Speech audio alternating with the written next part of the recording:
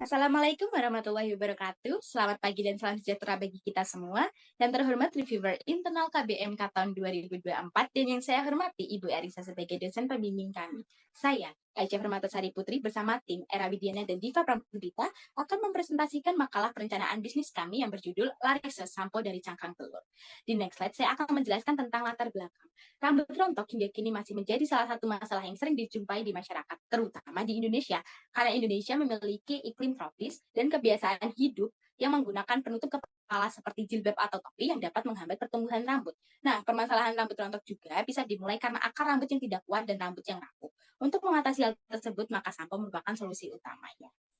Next, ada deskripsi umum usaha yaitu merek yang kita gunakan adalah Lariso. Tagline kita adalah hidup lebih baik dengan rambut yang sehat. Nomor telepon dan email tertera pada PPT. Visi perusahaan yaitu membantu masyarakat yang memiliki permasalahan pada pertumbuhan dan kerontokan rambut. Misi perusahaan adalah berorientasi kepada pemenuhan kebutuhan pasar, memberikan keuntungan yang maksimal bagi mitra, mengembangkan brand agar dikenal masyarakat, memberikan pelayanan dan produk yang terbaik dan berkualitas.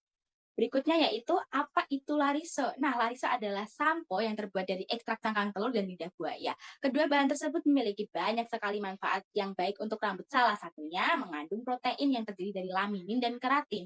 Di samping itu juga, lidah buaya juga berguna untuk menjaga kelembapan kulit kepala.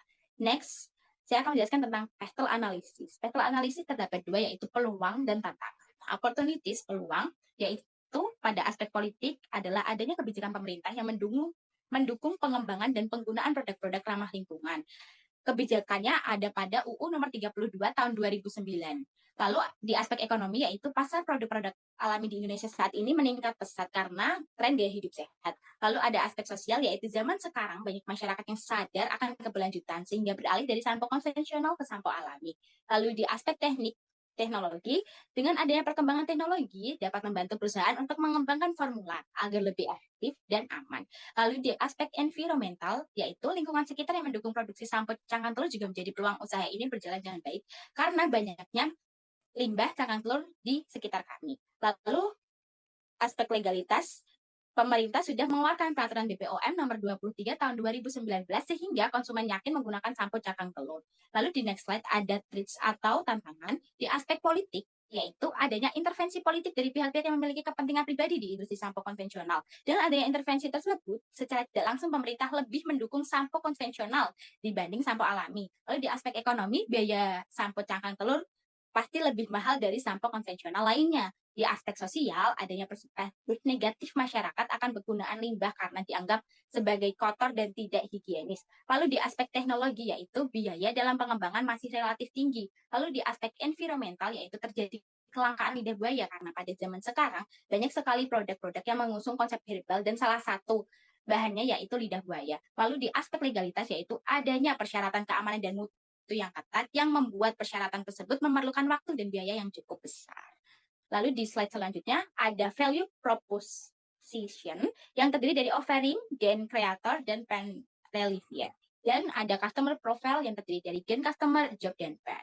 Selanjutnya saya akan menjelaskan tentang profil pelanggan. Nah, profil pelanggan sebagai masyarakat Indonesia pasti pernah merasakan rasa tidak nyaman dan kerusakan rambut akibat dari cuaca iklim Indonesia.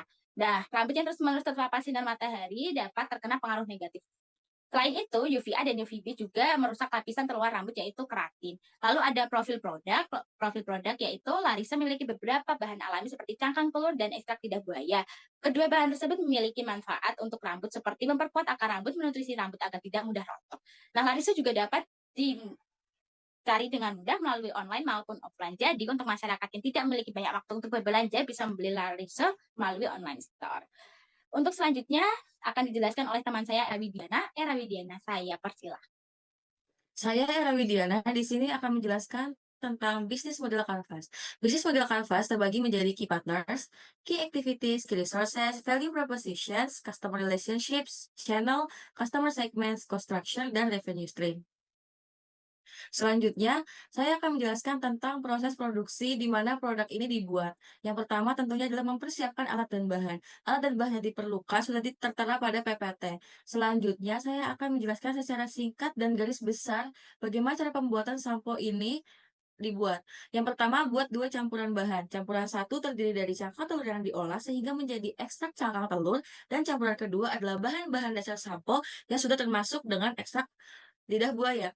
Lalu, setelah membuat dua bahan tersebut dijadikan satu sehingga menjadi sampo siap pakai. Namun, sebelum sampo siap pakai, sampo harus diuji pH-nya. Karena sampo yang diperbolehkan dan aman untuk dipakai harus memiliki pH di bawah 5,5. Setelah lolos dari uji pH, sampo dapat menuju ke proses pengemasan. Produk sampo cangkang telur dikemas dengan menggunakan kemasan botol yang berisi 100 ml dan kardus yang berisi 24 botol untuk kemasan grosirnya. Selanjutnya, strategi pemasaran. Produk sampo cangkang telur dipasarkan melalui dua cara, yaitu direct marketing dan juga digital marketing. Direct marketing dilakukan dengan cara mengikuti bazar dan pameran, sedangkan digital marketing dilakukan dengan cara membuat website, akun media sosial, melakukan pengiklanan berbasis online, dan endorsement. Lalu ada aspek inovasi dan teknologi. Adanya permasalahan menumpuknya limbah cangkang telur tersebut, kami melakukan inovasi dengan mengolah limbah cangkang telur menjadi salah satu bahan sampo.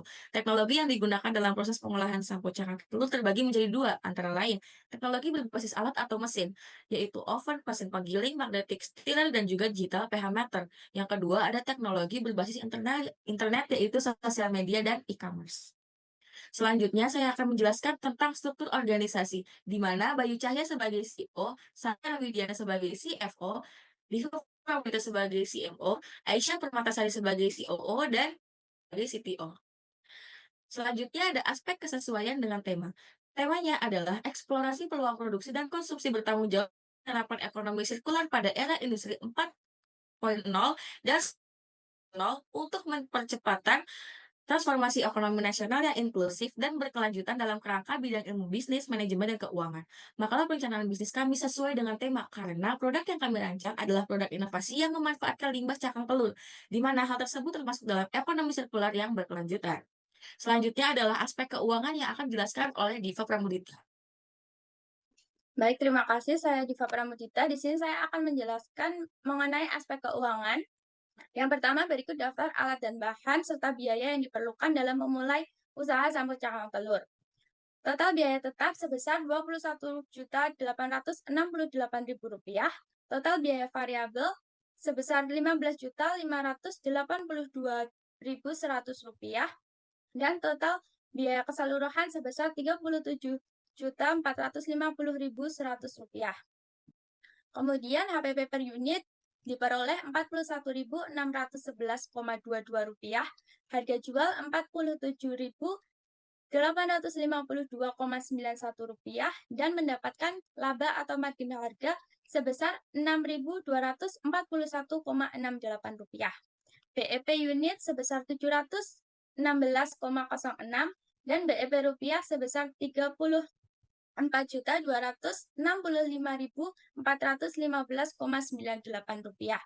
Payback period dengan laba per tahun Rp307.958.180. Investasi akan kembali pada periode atau pada 0,12 tahun atau 1,46 bulan. Selanjutnya, laporan laba rugi perusahaan. Seperti yang sudah dijelaskan, perusahaan memperoleh laba bersih senilai Rp5.617.515. Selanjutnya ada laporan neraca, yaitu jumlah aktiva sebesar Rp9.715.852,91 dan jumlah pasifa sebesar Rp30 juta. Yang terakhir, laporan arus kas. Dalam perhitungan, perusahaan mempunyai kas akhir periode sebesar Rp44.617.515. Demikian presentasi makalah perencanaan bisnis kami. Terima kasih atas kesempatan dan waktunya. Apabila ada kesalahan, kami mohon maaf. Wassalamualaikum warahmatullahi wabarakatuh.